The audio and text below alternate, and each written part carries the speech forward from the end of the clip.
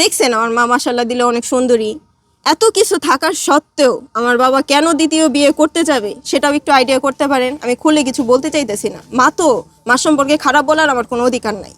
সব থেকে বড় কথা, আমাদের ক্যাঞ্চামটা লাগছে আমার বাবার কবর। সেকেন্ড, আমাদের জায়গায় সে তালা দিয়া ভিতরে লন্ডভন্ড করে অবস্থা কাহিল করে ফেলছে।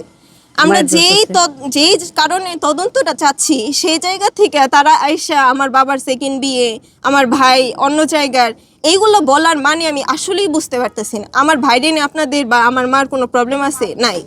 সে মাদ্রাসায় পড়তেছে, সে ভালো আছে, আমরা দেখতেছি, আমরা সব কিছু করতেছি, তার দায়িত্ব আমরা নিতেছি, মানে সব কিছুই যেহেতু আমরা করতেছি। এই জায়গায় আমার বাবা যে মারা গেছে তার আগের পরের ঘরের কথা এখানে ওঠার তো আমার কোনো আমি লজিক খুঁজে পাইতেছি না। কিসের জন্য এই জিনিসটা উঠতেছে? জি, উনি দ্বিতীয় বিয়ে করেছিল।